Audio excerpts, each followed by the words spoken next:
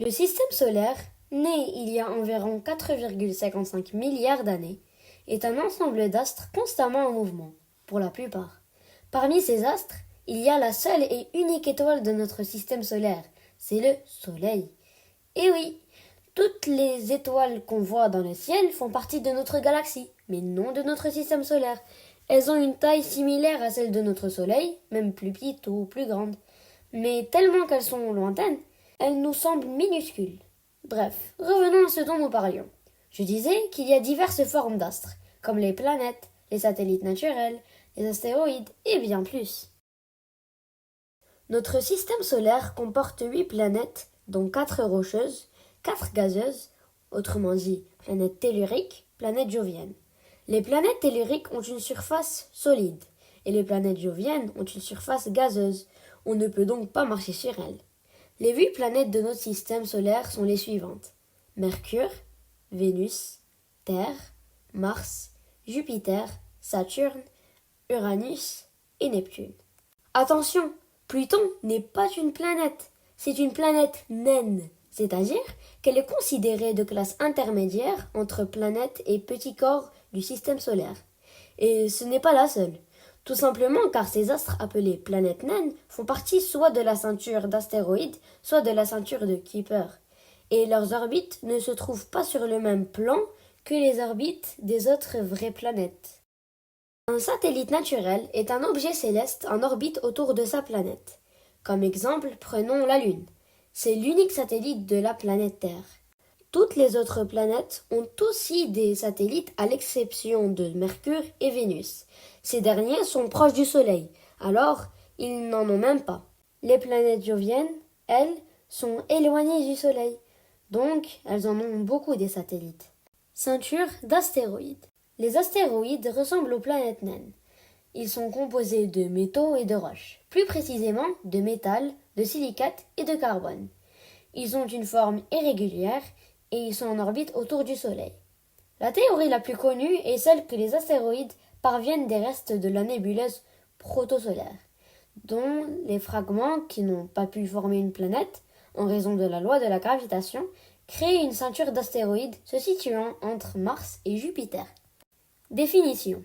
La nébuleuse protosolaire ou solaire ou primordiale est le nuage de gaz à partir duquel le système solaire s'est formé. Ceinture de Kuiper. La ceinture de Kuiper est semblable à la ceinture d'astéroïdes. Son origine est la même, mais elle est beaucoup plus grande, soit 20 fois plus large et 20 à 200 fois plus massive. Ces astéroïdes sont faits de composants gelés comme l'ammoniac, l'eau, la méthane et aussi de poussière. D'ailleurs, c'est là d'où viennent les étoiles filantes.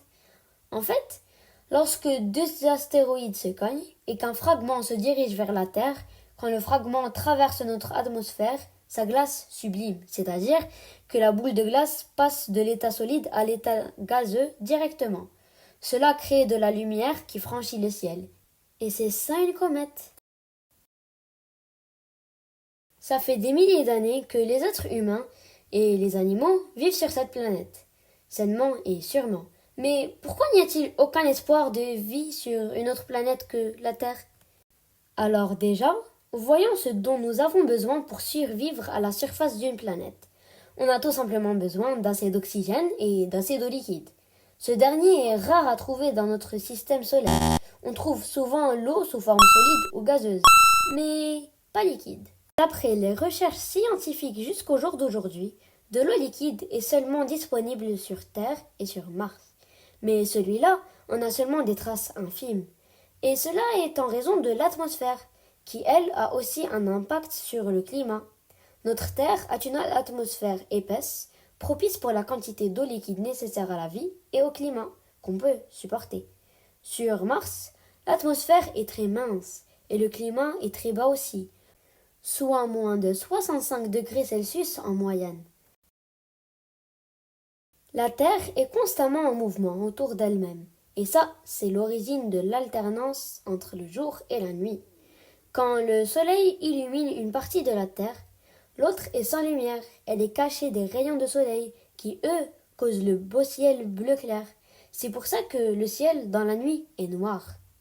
Bien évidemment, la Terre tourne en orbite autour du Soleil aussi. Elle a une orbite ovale, mais inutile de vous dire ça, puisque la distance entre la Terre et le Soleil n'est pas la raison des saisons. Parlons-en. La Terre est inclinée à 23,5 degrés par rapport à son étoile. Elle n'est pas verticale. Et cette inclinaison est responsable des faits saisonniers. Laissez-moi m'expliquer.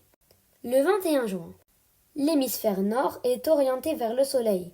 Donc cette partie du globe sera en été, alors que l'hémisphère sud sera en hiver.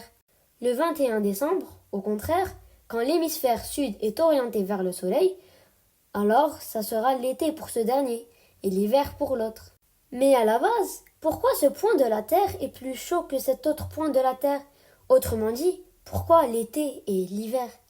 Tout simplement parce que ce point reçoit des rayons de soleil directs, donc ils sont plus concentrés.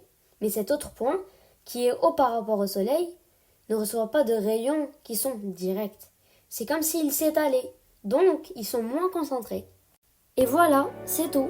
Merci beaucoup de m'avoir écouté et j'espère que cette vidéo vous a bien appris sur le système solaire et vous a bien fait comprendre les termes expliqués. Au revoir.